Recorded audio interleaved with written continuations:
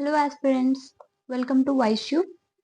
So ఈరోజు క్లాస్లో మనం సిలబస్లో ఉన్న biodiversity hotspots, loss of biodiversity, అలాగే conventions and protocols, okay, biosphere reserves and Indian wildlife conservation efforts, projects, acts, initiatives in recent times ఇవి కొన్ని చూద్దాము. అలాగే solid waste management, its classification, ఈ టాపిక్స్ అనేది ఈరోజు క్లాస్లో చూద్దాము. So let's get into the topic. So first వచ్చేసి క్లైమేట్ చేంజ్ టాపిక్ గురించి చూస్తే, క్లైమేట్ చేంజ్ అనేది దీనికి ఏం పెద్ద ఇంట్రడక్షన్ మీకు ఇవ్వాల్సిన అవసరం లేదు. You know what is climate change. Increasing temperatures over a period of time because of anthropogenic causes అనేది జరుగుతుంది. సో అలాంటప్పుడు గ్లోబల్ టెంపరేచర్స్ అనేవి పెరుగుతూ ఉంటాయి. సో దీని కింద కొన్ని కన్వెన్షన్స్ అనేది సైన్ చేసాం. సో ఇది అసలు ఎప్పటి నుంచి మనం రియలైజ్ అయ్యాం that climate change is happening and we have to take care of it. So ఏంటి ఈ క్లాస్లో మనం we will look into all the conventions that we have sign, protocols we sign and reports ఏమేమి వచ్చినాయి, ఏ bodies work చేస్తున్నాయి అన్నీ చూద్దాము. So first వచ్చేసి 1972లోని స్టాక్హోమ్ కన్వెన్షన్ అనేది స్టాక్హోమ్ కన్వెన్షన్ అనేది ఒకటి ఆర్గనైజ్ అయింది. దీని రిజల్టే యుఎన్ఈపి. సో మీకు ఎగ్జామ్లో ఏంటంటే కన్వెన్షన్స్ అనేది క్రొనలాజికల్ ఆర్డర్లో ఇవ్వచ్చు, లేదా వై దట్ కన్వెన్షన్ అనేది తీసుకురావచ్చు. సో స్టాక్హోమ్ కన్వెన్షన్లో క్లైమేట్ చేంజ్ అనే టాపిక్, అలాగే we have to start going towards sustainable development అనేది రియలైజ్ అయ్యి గ్లోబల్ లెవెల్లో మీటింగ్స్ జరగడం, తర్వాత దాని గురించి స్టెప్స్ తీసుకోవడం. సో దీని అన్నిటికీ ఒక ఫ్రేమ్వర్క్ అనేది ఉండాలి కదా, ఏం ఫాలో అవ్వాలి, ఎలా చూడాలి, ఏంటి అనేది అవన్నీ ఫస్ట్ స్టాక్హోమ్ కన్వెన్షన్లో రియలైజ్ అయ్యారు. అండ్ దీని రిజల్ట్ యుఎన్ఈపి బాడీ వచ్చింది. యుఎన్ఈపి అంటే యునైటెడ్ నేషన్ ఎన్వైరన్మెంట్ ప్రోగ్రామ్ అనమాట. సో అప్పటి నుంచి యుఎన్ఈపి అనేది global environment and climate related problems అన్నిటిని హ్యాండిల్ చేస్తుంది. తర్వాత 1985లోని వియన్నా కన్వెన్షన్. ఇది యాక్చువల్గా ozone related, although it is not directly related to climate change. So ఇందులో ఏంటంటే వియన్నా కన్వెన్షన్ 1985లోని ఓజోన్ డిప్లీటింగ్ సబ్స్టెన్సెస్ పెరిగిపోతున్నాయి కదా, సో దాన్ని తగ్గించడం కోసం ఈ కన్వెన్షన్ అనేది సైన్ చేశారు. దీని కింద ప్రోటోకాల్స్ ఉంటాయి. ఒకటి మాంట్రియల్ ప్రోటోకాల్ అంటే ఏం లేదు, వన్స్ ఓజోన్ డిప్లీషన్ కి కన్వెన్షన్ ఏదైతే సైన్ చేసాం దాన్ని ఇంప్లిమెంట్ చేయడం కోసం వచ్చిన దాన్ని ప్రోటోకాల్స్ అంటారనమాట. అంటే ఎలా దాన్ని తగ్గించాలి ఏంటి అనేది ప్రోటోకాల్స్ సైన్ చేస్తారు కన్వెన్షన్స్ తర్వాత. ఫర్ ఎగ్జాంపుల్ యుఎన్ఎఫ్సిసికి కింద వచ్చింది క్యోటో ప్రోటోకాల్ అంటారు. అలా వియన్నా కన్వెన్షన్ కింద వచ్చింది మాంట్రియల్ ప్రోటోకాల్. ఇది 1985లో అయితే ఇది 1987 to 89 ఆ టైంలో వచ్చింది. సో దీనికి మళ్ళీ కిగాలి అమెండ్మెంట్ కూడా తీసుకొచ్చారు. ఎప్పుడు అంటే 2016లో అనమాట. సో ఏం లేదు, ఆల్రెడీ ఇచ్చిన ప్రోటోకాల్లో కొన్ని చేంజెస్ చేశారనమాట. ఏంటి అంటే ఓజోన్ డిప్లీటింగ్ సబ్స్టెన్సెస్ తగ్గించి కొన్ని ఆల్టర్నేటివ్స్ అని తీసుకొచ్చారు. ఏది జనరలీ ఈ సబ్స్టెన్సెస్ ఎందులోంచి రిలీజ్ అవుతాయి అంటే రిఫ్రిజిరేటర్స్ లోంచి, ఓకే, ఏసీ మనం పెట్టుకునే ఏసీస్ లోంచి, ఇట్లా కూలింగ్ ఏజెంట్స్ ఏవైతే ఉన్నాయో కొన్ని వాటి నుంచి, లేదా బర్త్డే సెలబ్రేట్ చేసుకున్నప్పుడు ఫోమింగ్ ఏజెంట్స్ ఉంటాయా, ఇట్లాంటి వాటి నుంచి ఓజోన్ డిప్లీటింగ్ సబ్స్టెన్సెస్ అనేది రిలీజ్ అవుతాయి అనమాట. కానీ వీటిలో మరి మెటీరియల్స్ మరి అలా అయితే అలానే యూజ్ చేయడం మానేం కదా. సో దీనికి ఆల్టర్నేటివ్ కొన్ని సజెస్ట్ చేశారు. అందులో ఒకటి హెచ్ఎఫ్సి. కానీ రియలైజ్ అయింది ఏంటంటే HFC is also not good because దీనివల్ల క్లైమేట్ చేంజ్ అవుతుందని. సో కిగాలి అమెండ్మెంట్ లో ఏం చెప్పారంటే ఓజోన్ డిప్లీటింగ్ సబ్స్టెన్సెస్ లో హెచ్ఎఫ్సి ఆల్టర్నేటివ్ ఇచ్చారు కదా, ఇది కూడా తగ్గించేయాలి అని చెప్పేసి చెప్పారనమాట. నెక్స్ట్ 1987లోని బ్రంట్లైన్ కమిషన్ అనేది, సేమ్ ఇప్పుడు స్టాక్హోమ్ కన్వెన్షన్ ఎలాగో అలాగే బ్రంట్లైన్ కమిషన్ అనేది ఒకటి వచ్చింది. దానికి ఇంకో పేరే world convention on environment and development. దీంట్లో వచ్చిన report our common future report అనే ఒక రిపోర్ట్ తీసుకొచ్చారనమాట. ఇందులో సస్టైనబుల్ డెవలప్మెంట్ గురించి, దాని యొక్క సిగ్నిఫికెన్స్, అసలు మనం ఈకోసిస్టమ్ ఎలా మార్చేస్తున్నాము, ఆంథ్రోపోలాజికల్ కాజెస్, ఫ్యాక్టర్స్ ఏవైతే ఈ climate change or other environmental damage ఎలా కాజ్ చేస్తున్నాయి అవన్నీ ఈ రిపోర్ట్ లో చూపించడం జరిగిందనమాట.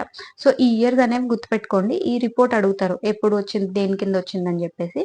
నెక్స్ట్ వచ్చేసి 1988. ఇందులో ఏమైందంటే ఇది ఏమిటంటే ఐపీసీసీ తెలుసా. సో ఇదేంటంటే ఆన్ క్లైమేట్ చేంజ్, ఇదొక ఇంటర్ గవర్నమెంటల్ ఆర్గనైజేషన్ అన్నమాట ఐపీసీసీ. మీరెప్పుడు క్లైమేట్ చేంజ్ చదివినప్పుడు ఐపీసీసీ అనే ఒక బాడీ గురించి చదువుతాం. ఇదొక ఇంటర్ గవర్నమెంట్ అంటే గవర్నమెంట్స్ అన్నీ కలిపి ఆర్గనైజేషన్. ఇందులో సైంటిస్ట్స్, ఎక్స్‌పర్ట్స్, స్కాలర్స్ అందరూ ఉంటారనమాట. So, it is formed by UNEP and WMO. ఇదెప్పుడంటే 1988లో వచ్చింది. ఇదేంటంటే ఎవ్రీ ఫ్యూ ఇయర్స్‌కి అసెస్మెంట్ రిపోర్ట్స్ ఇస్తది. అంటే ఏంటి, మనం క్లైమేట్ చేంజ్ గోల్స్‌ని రీచ్ అవుతున్నామా లేదా? ఓకే. ప్రతి ఫ్యూ ఇయర్స్‌కి రిపోర్ట్ ఇస్తుంది కదా! రీసెంట్‌గా వచ్చింది ఫిఫ్త్ అసెస్మెంట్ రిపోర్ట్. సో, ఈ రిపోర్ట్‌లో ఏం చెప్తదంటే జనరల్‌గా ఆహ్, మనం ఆల్రెడీ క్లైమేట్ చేంజ్‌లో కొన్ని టార్గెట్స్ పెట్టుకున్నాం కదా! ఆ టార్గెట్స్‌ని రీచ్ అవుతున్నామా లేదా? అసలు ఇప్పుడు ప్రస్తుతం చేస్తున్న ప్రోగ్రామ్స్ ఏవైతే ఉన్నాయో, ఇయి తగ్గించడానికి సరిపోతాయా లేదా అనేది అసెస్ చేస్తదనమాట. ఓకే. ఇది అసెస్మెంట్ రిపోర్ట్. సో, రీసెంట్‌గా వచ్చిందయితే ఫిఫ్త్ అసెస్మెంట్ రిపోర్ట్. ఇందులో ఏమని చెప్పిందంటే మనం ఆల్‌మోస్ట్ ఫెయిల్ అయ్యామని చెప్పింది. ఓకే. ప్రస్తుతం ఉన్న మెజర్స్ సరిపోవని గూడా చెప్పేసారు. నెక్స్ట్ ఇది ఇంపార్టెంట్ 1992 ఇందులో ఏంటంటే UN convention on environment and development ఇందులో దీన్నే earth summit or Rio earth summit అంటారు. ఇది one of the breaking point. ఏంటంటే మెజారిటీ అన్ని కన్వెన్షన్స్ ఆల్‌మోస్ట్ ఇక్కడి నుంచే స్టార్ట్ అయ్యాయన్నమాట. International conventions. సో, దీని కింద చాలా కన్వెన్షన్స్ వచ్చినియి. ఒకటి UNFCCC, CBD, CCD and agenda 21 and forest principles. వీటితో పక్కన పెట్టుకుంటే ఇవి ఇంపార్టెంట్ అన్నమాట. ఇదేంటంటే యూఎన్ఎఫ్‌సిసి అంటే United Nation framework for climate change related. ఇది యూఎన్‌సీబీడీ అంటే United Nation convention on biological diversity. UNCCD అంటే United Nation convention on combating desertification. ఇది డెజర్టిఫికేషన్ అంటే ఆల్‌మోస్ట్ డిఫారెస్టేషన్ చేసేస్తూ ఉంటాం గదా! So, over a period of time అన్నీ డెజర్ట్‌గా మారిపోయే ఛాన్సెస్ ఉన్నాయి. దాన్ని మిటిగేట్ చేయాలంటే ఎలాగా? బయోలాజికల్ డైవర్సిటీ మీకు ఆల్రెడీ తెలిసే ఉంటుంది. బయోడైవర్సిటీని కన్జర్వ్ చేయడం అంటే ఫారెస్ట్స్, ఫౌనా, ఫ్లోరా ఏవైతే ఉన్నాయో అన్నిటిని కన్జర్వ్ చేయడం. యుఎన్ఎఫ్‌సిసి అంటే క్లైమేట్ చేంజ్ రిలేటెడ్ అంటే mostly green house gases release చేస్తాం కదా! ఆ గ్రీన్ హౌస్ గ్యాసెస్ రిలీజ్ చేసినప్పుడు వాటిని మనం ఆ గ్రీన్ హౌస్ గ్యాసెస్‌ని ఎలాగైనా తగ్గించాలి అని చెప్పేసి దీంట్లో టార్గెట్స్ ఉంటాయి. ఓకే. ఇది ఇంపార్టెంట్ మనకి. ఇది కూడా చదువుతాము. అలాగే ఆహ్, ఇదంతా డిస్కస్ చేయను ఈ క్లాస్‌లో. ఈ 2 డిస్కస్ చేస్తాను. నెక్స్ట్ ఇది గ్లోబల్ ఎన్వైర్న్మెంట్ ఫెసిలిటీ. ఇదేంటంటే ఇది ఫండింగ్ గురించి చూసుకుంటదనమాట. సో, దీనికి ట్రస్టీగా ఎవరు వర్క్ చేస్తారంటే వరల్డ్ బ్యాంక్ అనమాట. ఇది 1995లో వచ్చింది. దీని కింద చాలా కన్వెన్షన్స్ అనేవి ఫండింగ్ చేస్తుంది. ఏది UN framework for climate change, అలాగే సీబీడీ, సీసీడీ, అలాగే మీనమాటా కన్వెన్షన్, స్టాక్‌హోమ్ కన్వెన్షన్ ఇవన్నీ కూడా చూసుకుంటుందనమాట. ఓకే. ఇది కూడా క్లైమేట్ చేంజ్ ఫండ్. ఇది least developed countries fund. Okay. ఇవన్నిటికి ఫండింగ్ ఎవరిస్తారంటే జీఈఎఫే చూసుకుంటుందనమాట. సో, ఇయర్స్ రాసాను చూడండి. ఇది 1992లో వచ్చినియి ఈ 2. CCD although it is under this convention but దాని ఇయర్ వచ్చేసి 1994 అనమాట. ఓకే. మీనమాటా కన్వెన్షన్ ఏంటి? ఏం లేదు. ఆహ్, మెర్క్యూరీ ఫ్యాక్టరీస్ అనేవి కొన్ని మెర్క్యూరీతో వర్క్ చేసి రిలీజ్ చేస్తూ ఉంటాయి కదా! ఈ మెర్క్యూరీ అనేది it is causing a threat to the biodiversity. So, దీన్ని రెగ్యులేట్ చేయాలన్నమాట. ఎలా అన్నా దీని వల్ల జరిగే డ్యామేజెస్ అనేది కంట్రోల్ చేయాలి, రెగ్యులేట్ చేయాలి అని చెప్పి 2013లో వచ్చింది. నెక్స్ట్ మనమైతే చాలా లేట్‌గా సైన్ చేసాం. 2018లో సైన్ చేసినట్టున్నాం. నెక్స్ట్ స్టాక్‌హోమ్ కన్వెన్షన్ వచ్చేసి 2001లో వచ్చింది. ఇదేం లేదు పర్సిస్టెంట్ ఆర్గానిక్ పొల్యూటెంట్స్ అని కొన్ని ఉంటాయన్నమాట. ఇవేంటంటే ఎన్వైర్న్మెంట్‌లోకి రిలీజ్ అయిన తర్వాత చాలా ఎక్కువ ఇయర్స్ అనేది లాంగ్ టర్మ్‌లో ఉండిపోయి ఇవి ఎన్వైర్న్మెంట్‌కి డ్యామేజ్ చేస్తాయన్నమాట. సో, ఈ పర్సిస్టెంట్ ఆర్గానిక్ పొల్యూటెంట్స్‌ని రెగ్యులేట్ చేయడం, కంట్రోల్ చేయడం, ట్రాన్స్‌పోర్టేషన్ గాని, స్టోరేజ్ గాని ఎలా కొన్ని ఫ్రేమ్‌వర్క్స్ ఉంటాయన్నమాట. దానికి రిలేటెడ్. ఓకే. స్టాక్‌హోమ్ కన్వెన్షన్ ఇది 2001లో వచ్చింది. దీంతో పాటు ఇంకొన్ని చూద్దాము. ఇది వీటి కింద రాదు. But these are like separate conventions గురించి అన్నారు కదా! టాపిక్స్‌లో అందుకని జస్ట్ డిస్కస్ చేస్తున్నా. రంసార్ కన్వెన్షన్ అనేది వెట్‌లాండ్స్ రిలేటెడ్ అన్నమాట. ఇప్పటికి మీకు ఆల్రెడీ తెలిసే ఉంటుంది. ఒక 89 రంసార్ వెట్‌లాండ్స్ ఉన్నాయి. 1971లో వచ్చింది. ఓకే. నెక్స్ట్ బోర్న్ కన్వెన్షన్ అంటే ఏం లేదు. మైగ్రేటరీ స్పీషీస్ ఉంటాయి కదా! ఫర్ ఎగ్జాంపుల్ ఫాల్కన్ బర్డ్స్ గాని, సైబీరియా నుంచి నార్థర్న్ హెమిస్ఫియర్ నుంచి సదర్న్ హెమిస్ఫియర్‌కి ఆల్‌మోస్ట్ ఒక డిస్టెంట్ చాలా థౌసండ్స్ ఆఫ్ కిలోమీటర్స్ అనేది కొన్ని ట్రావెల్ చేస్తాయి కదా! సో, వాటిని ఈ మైగ్రేటరీ స్పీషీస్‌ని ఎలానో ప్రొటెక్ట్ చేయాలి అని చెప్పేసి 1979లో బోర్న్ కన్వెన్షన్ సైన్ చేసామనమాట. నెక్స్ట్ సైట్స్ వచ్చేసి ఇదేం లేదు ఎండేంజర్డ్ స్పీషీస్ కోసం కన్వెన్షన్ అండ్ ఇంటర్నేషనల్ ట్రేడ్. ఈ ఎండేంజర్డ్ స్పీషీస్‌ని ట్రేడింగ్ చేస్తా ఉంటారనమాట. సో, దీనివల్ల ఈ ఎండేంజర్డ్ స్పీషీస్ ఇంకా ఎండేంజర్ అయిపోయి, థ్రెటన్ అయిపోయి, ఎక్స్‌టింక్ట్ అయిపోతాయన్నమాట. సో, వాటిని ప్రొటెక్ట్ చేయడం కోసం సైట్స్ తీసుకొచ్చారు. ఇది 1973లో దీని గురించి డీటెయిల్‌గా మనం నెక్స్ట్ డిస్కస్ చేద్దాము. బేసిల్ కన్వెన్షన్ అంటే ఏం లేదు. హజార్డస్ వేస్ట్ అనేది ఉంటది కదా! ఒక కంట్రీ జనరల్‌గా ఏం చేస్తారంటే హజార్డస్ వేస్ట్ అనేది ఏ కంట్రీలో ఆ కంట్రీలో ఉంచకుండా ఒక్కోసారి దాన్ని రీసైకిల్ చేయలేక ఏం చేస్తారంటే ఇంటర్ కంట్రీస్ కి ట్రాన్స్పోర్ట్ చేస్తూ ఉంటారనమాట. అక్కడ రీసైక్లింగ్ కానీ లేదా వాళ్ళు రీయూజ్ చేయడం కానీ. కానీ ఒక్కోసారి ఏమవుతుందంటే ఈ హజార్డస్ వేస్ట్ ట్రాన్స్బౌండరీ మూవ్‌మెంట్ చూసినప్పుడు కొన్ని it will cause impacts on the other places also. So, అందుకని బేసిల్ కన్వెన్షన్ ఏంటంటే ఈ హజార్డస్ వేస్ట్ అనేది జాగ్రత్తగా డీల్ చేయాలని చెప్పేసి 1989లో తీసుకొచ్చారు.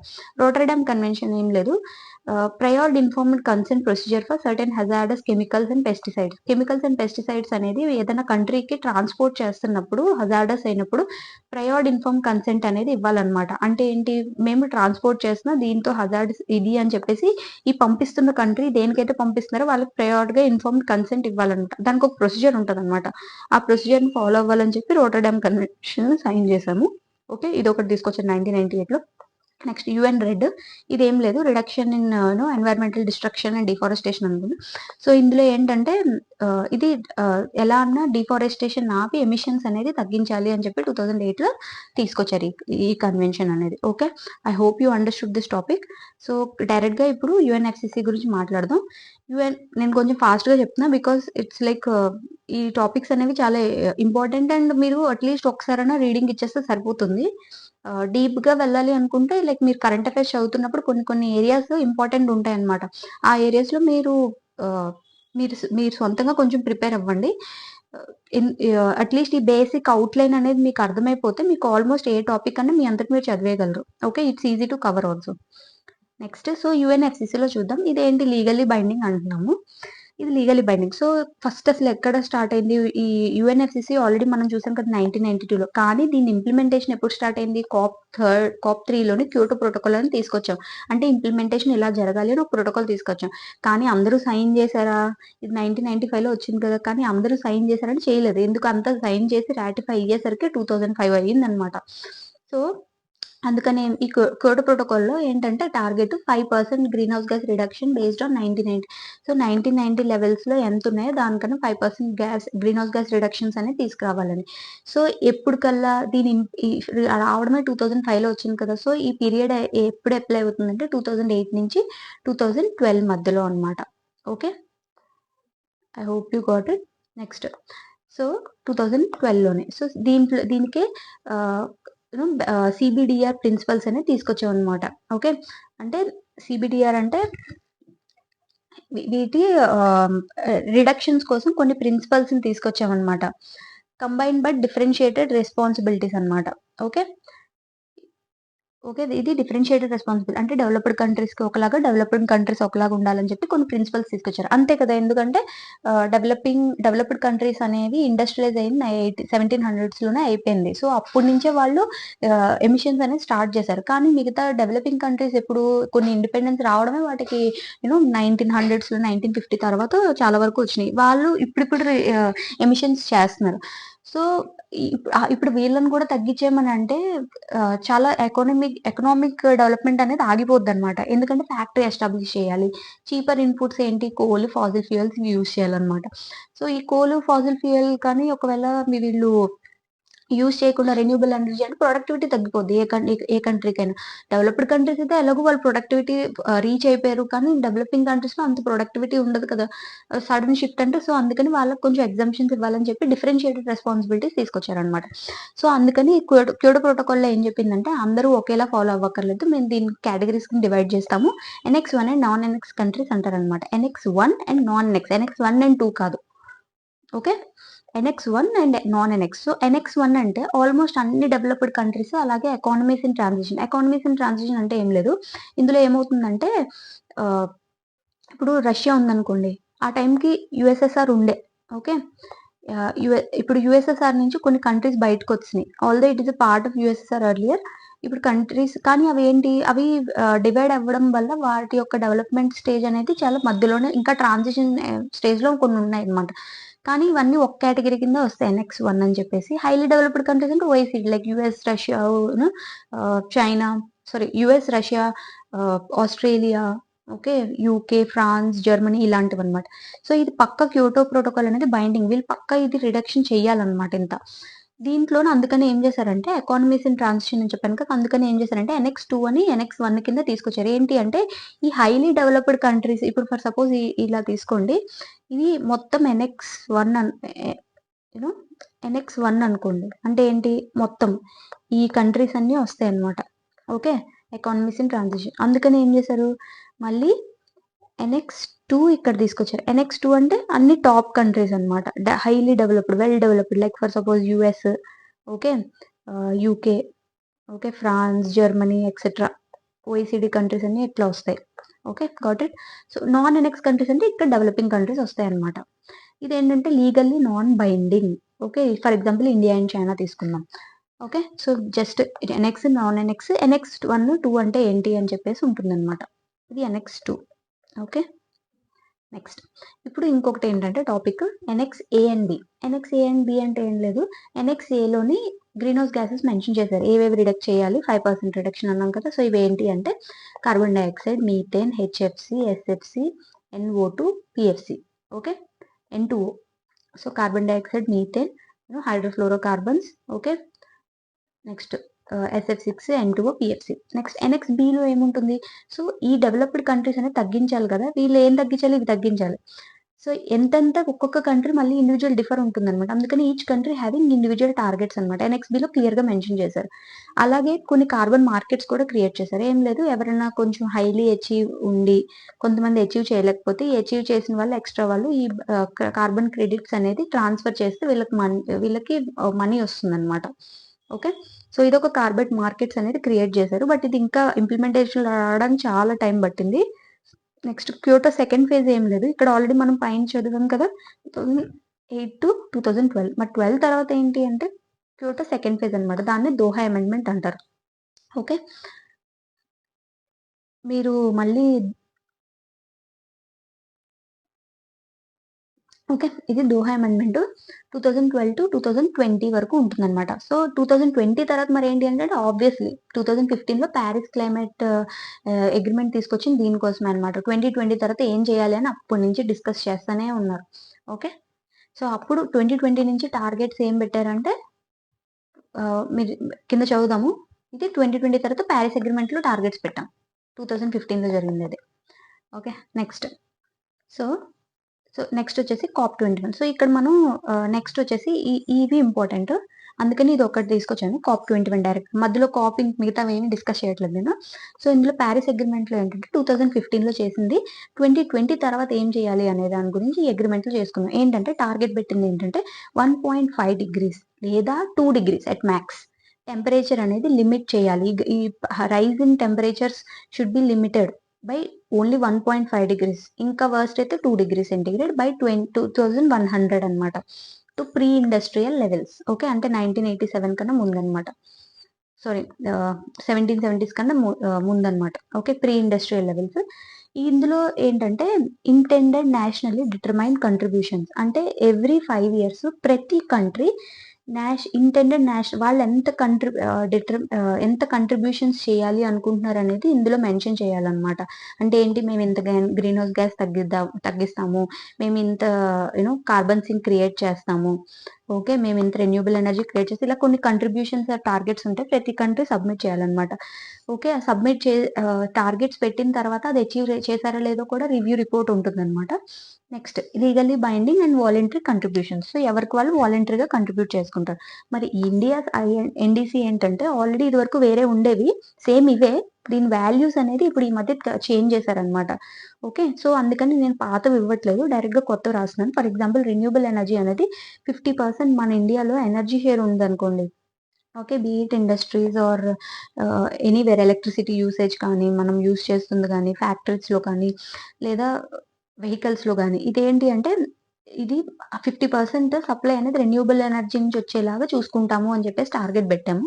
నెక్స్ట్ ఎమిషన్ ఇంటెన్సిటీ అనేది రెడ్యూస్ చేయడం ఎంత 45% బై 2030 అనమాట. నెక్స్ట్ కార్బన్ సింక్ అంటే ఏంటి? ఫారెస్ట్‌ని గ్రో చేసి కార్బన్ సింక్ అంటే ఏం లేదు. కార్బన్ క్యాప్చర్ చేసేదేవి మొక్కలు. సో, ఈ ట్రీస్, ఫారెస్ట్స్ సో, ఇది ఎంత వరకు తీసుకొద్దాం అనుకుంటున్నానంటే 2.5-3 billion. Almost we are close to this target. రీసెంట్‌గా కరెంట్ అఫైర్స్‌లో మీకు కనిపిస్తది.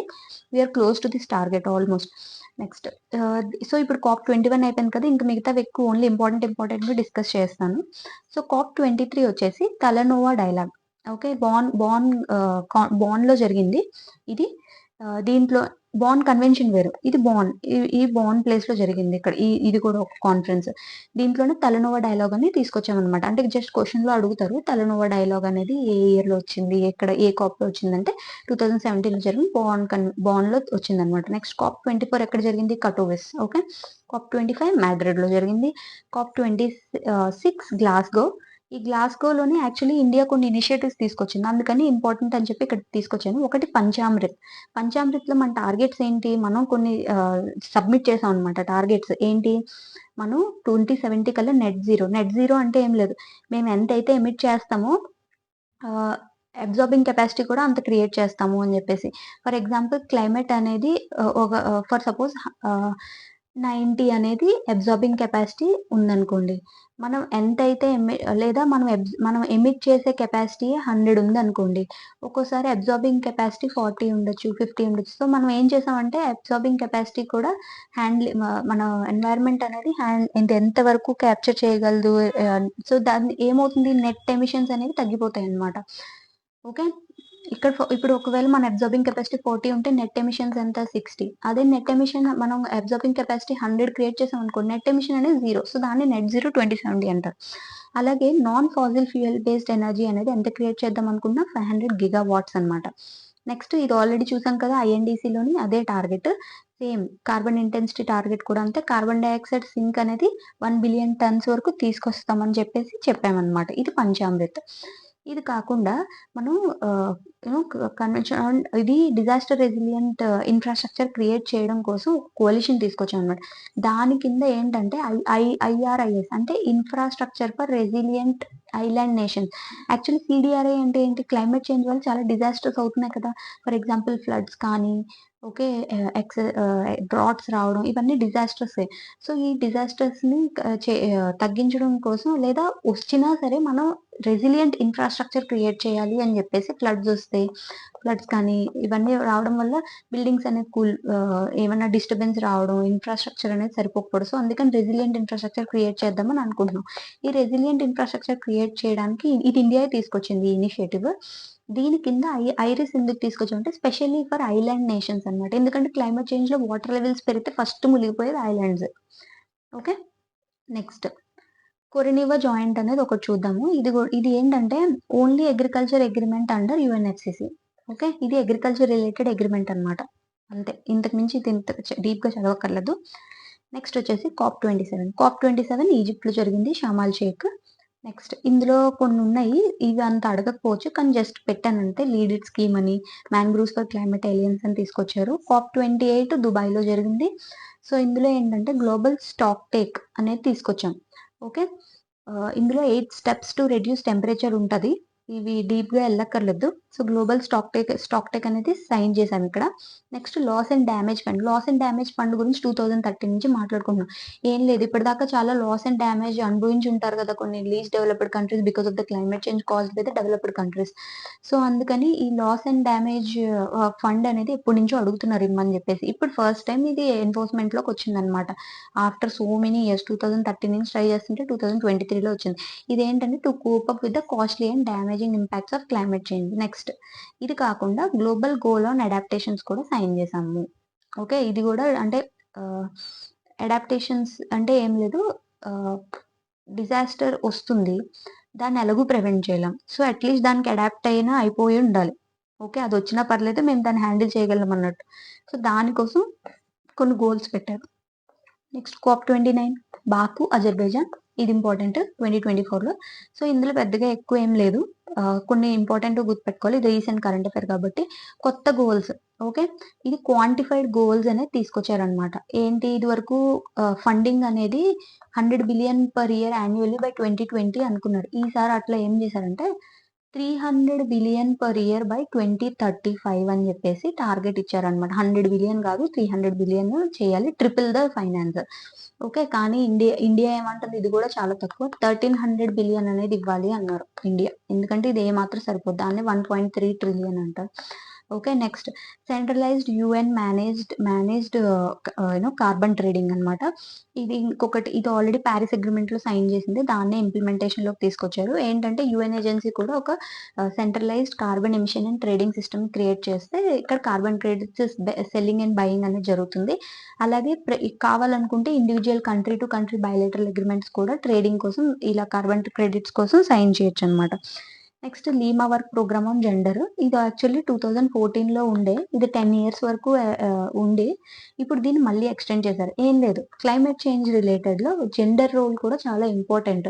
ప్రతిదీ మెన్ ని దృష్టిలో పెట్టుకుని ఓన్లీ జనరిక్ గా పెట్టకుండా there are gender has specific problems related to climate change.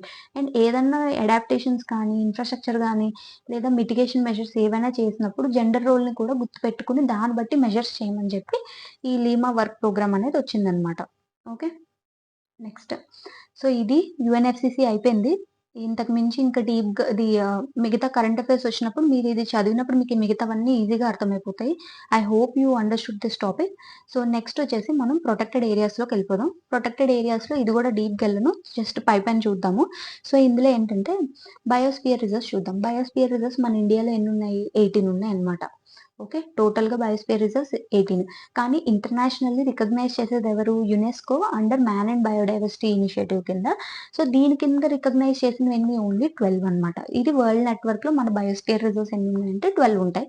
ఇది మ్యాప్ చూసుకోండి, మీరు గూగుల్లో మ్యాప్ కొడితే మ్యాప్ వచ్చేస్తుంది. I'm not going to discuss that, ఇవన్నీ ఫ్యాక్ట్స్ మీరు అంతకు మీరు చదువుకోవాలి. Next biodiversity hotspots. హాట్స్పాట్స్ అంటే ఏం లేదు, ఇప్పుడు బయోడైవర్సిటీ రిజర్వ్స్ ఇంత ఉన్నాయి కదా, హాట్స్పాట్స్ అంటే మళ్ళీ ఇవి ఇంటర్నేషనల్ లెవెల్లో రికగ్నైజ్ చేసింది, అంటే కన్జర్వేషన్ ఇంటర్నేషనల్ వాళ్ళు తీసుకొచ్చారనమాట ఈ హాట్స్పాట్స్ అనేవి. అలా 36 వరల్డ్ లెవెల్లో చాలా పెద్ద హాట్స్పాట్స్ అనమాట. వీటి క్రైటీరియా ఏంటి అవన్నీ అనేది మనం కింద చదువుదాం.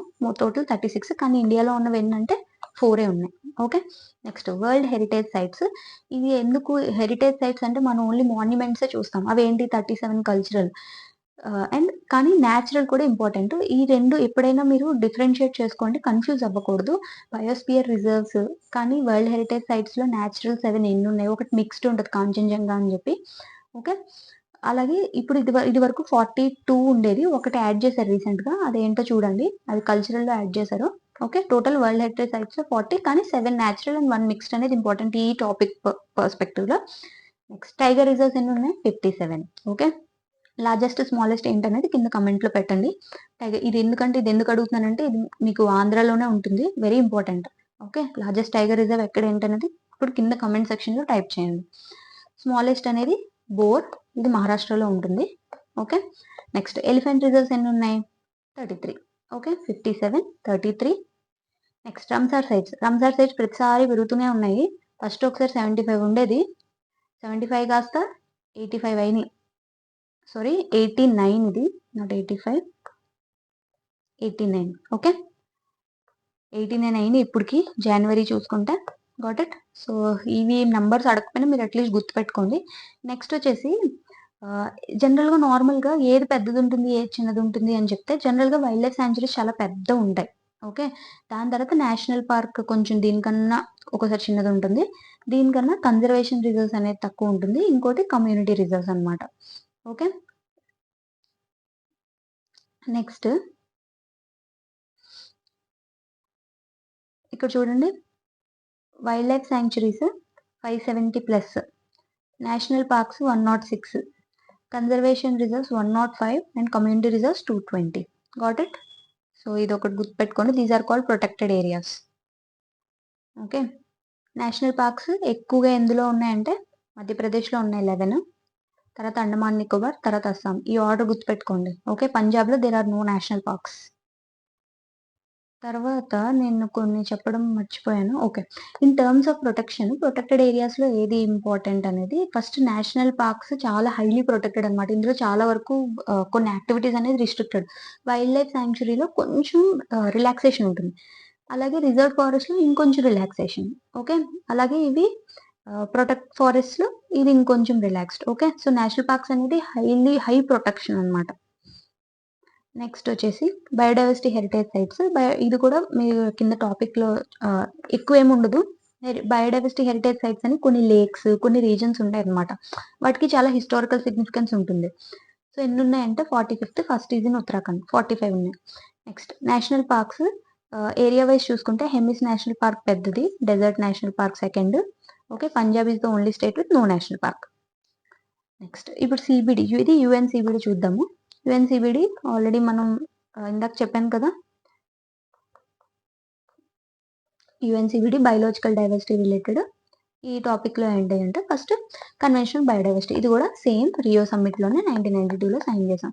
So, first global agreement on the conservation and sustainable use of biological diversity. బయోలాజికల్‌గా డైవర్సిటీ అనేది ఎప్పటికీ మనం ఆహ్, ఉంటుంది. దాన్ని సస్టైనబుల్‌గా యూజ్ చేయాలి. అంటే ఏంటి ఫారెస్ట్ గాని, ఓకే.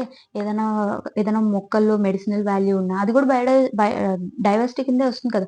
సో, వీటిననేది ఫారెస్ట్‌లో వుడ్ గాని, రిసోర్సెస్ గాని ఏవన్నా వాడినప్పుడు చాలా సస్టైనబుల్‌గా యూజ్ చేయాలి. ఇష్టం వచ్చినట్టు యూజ్ చేసేయకూడదు. We should use in such a way that అది ప్రొడక్షన్ అవుతుంటుంది అటుపక్క నుంచి నేచర్ ద్వారా. అండ్ దాన్ని మనం రీప్లేస్‌మెంట్ లెవెల్ వరకే యూజ్ చేయాలి గానీ, అంతేగాని ఎక్స్‌ప్లాయిటేషన్ అయ్యేంత వరకు చేయకూడదు. Okay. It includes all ecosystem species అలాగే genetic resources. Okay. Convention establishes 3 main goals. ఏంటి? ఫస్ట్ బయోలాజికల్ డైవర్సిటీని కన్జర్వ్ చేయాలి. అంటే ఏంటి? యానిమల్స్ నుంచి క్లోత్ తీసుకుంటాం, వూల్ యూజ్ చేస్తాం, లేదా వాళ్ళ యొక్క ఫుడ్ అనేది తీసుకొస్తాం. మీట్ గానీ, ఏదన్నా గానీ వాటిని కన్జర్వ్ చేసుకోవాలి. ఫారెస్ట్‌ని, వుడ్ ఓకే.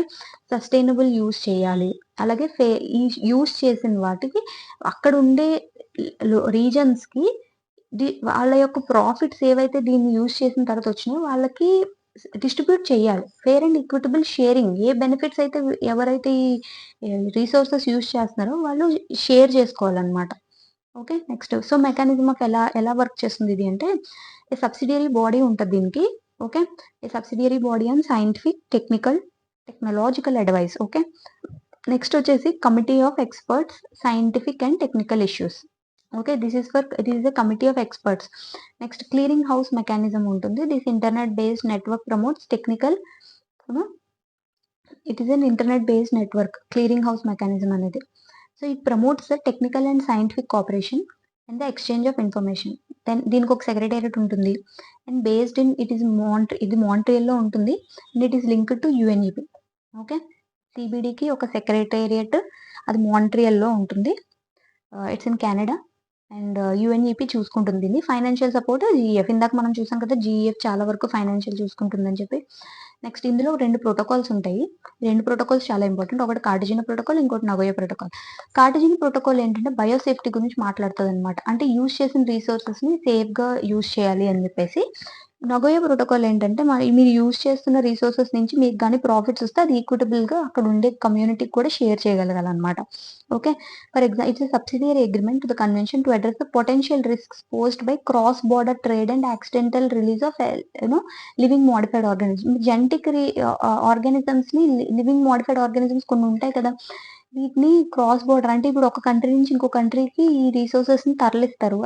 స్టడీ కోసమో ఏదో ఒక పర్పస్ కోసం. సో, దాన్ని సేఫ్‌గా పొటెన్షియల్ రిస్క్ లేకుండా యూజ్ చేయాలన్నమాట. 2000లోనే అడాప్ట్ చేసుకున్నాము. Living modified organisms are regulated by agreement in advance. ఇది advanced agreement via a biosafety clearing house. Okay. ఈ బయోసేఫ్టీ క్లియరింగ్ హౌస్ అనేది వీటిని రెగ్యులేట్ చేస్తది. To be clearly labelled as such when exported. Export చేసినప్పుడు క్లియర్‌గా ఇది LMO అని అక్కడ మెన్షన్ చేయాలన్నమాట. లేబులింగ్ చేయాలి ఏదైనా రిసోర్స్ పట్టుకెళ్ళినప్పుడు. Stricter advanced informed agreement. Okay. ఇదే advanced informed agreement. Procedure will apply to for example సీడ్స్‌ని తరలించినప్పుడు, live fish okay. That are intentionally introduced into the environment. అంతే కదా! ఓకే. ఇది ఎల్ఎంఓ అని పెట్టినప్పుడు దాన్ని కేర్‌ఫుల్‌గా యూజ్ చేస్తారు. ఎందుకంటే సపోజ్ మీరు ఏదైనా లైవ్ ఫిష్‌ని ఇక్కడ ఈ కంట్రీ నుంచి తీసుకెళ్ళి వేరే కంట్రీలో ఇంట్రొడ్యూస్ చేసినప్పుడు ఇది అక్కడ లోకల్ స్పీషీస్‌ని ఎండేంజర్ చేస్తే ఓకే. అందుకు.